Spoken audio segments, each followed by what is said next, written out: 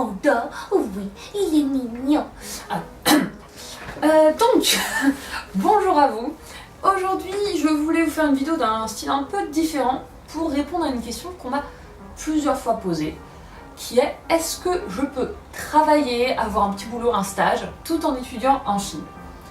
Alors la réponse est oui et non. La vidéo utile. Voilà, en fait, ça dépend de quel point de vue vous vous placez, comme toujours. D'un point de vue légal, alors il faut savoir que si jamais vous venez en Chine, vous le ferez pour étudier dans une université, vous le ferez avec un visa étudiant. Donc un X1, un X2, je crois que ce sont les deux types de visas. Et si vous venez en Chine avec un visa étudiant ou un visa de tourisme, même si plus tard vous le convertissez en permis de résidence, ça reste un visa qui ne vous permet pas de travailler. Donc, légalement, être stagiaire ou avoir un petit boulot, c'est interdit. Voilà, il faut quand même le dire, vous n'avez pas le droit de le faire. Donc, si vous travaillez, ça veut dire que vous le ferez au noir, sans protection sociale, et évidemment, si vous vous faites attraper, vous vous exposez à des sanctions. Et donc, est-ce que ça veut dire qu'aucun étudiant en Chine ne travaille ou n'a de stage? Évidemment non, puisque d'un point de vue concret, on s'arrange facilement. Vous trouverez de nombreuses entreprises, institutions, organisations qui sont à la recherche de l'Hawaï, d'étrangers ce que vous êtes, comme employés. On est en Chine, tout se négocie, y compris la loi. Simplement donc, si vous choisissez de travailler malgré l'interdiction officielle, voici quelques petites recommandations, informations d'ordre général qui vaut mieux que vous ayez à votre connaissance. Déjà, si vous pouvez, il vaut mieux choisir une entreprise, enfin une institution qui est suffisamment importante et respectable pour qu'elle soit relativement à l'écart des contrôles.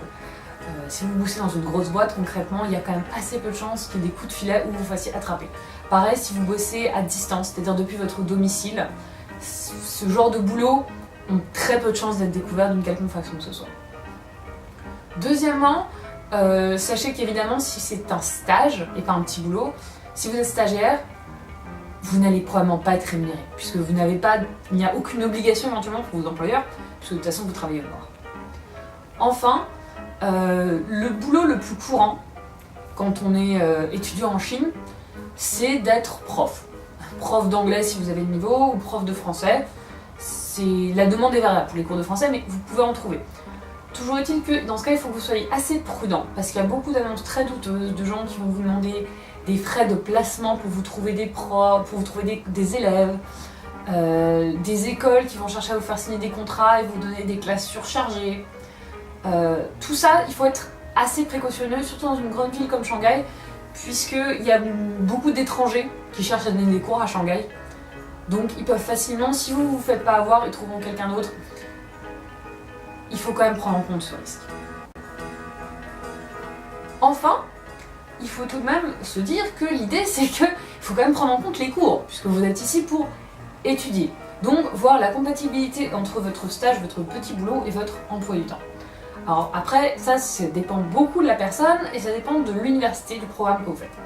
Je veux parler juste de l'université Fudan, puisque c'est celle dans laquelle j'étudie.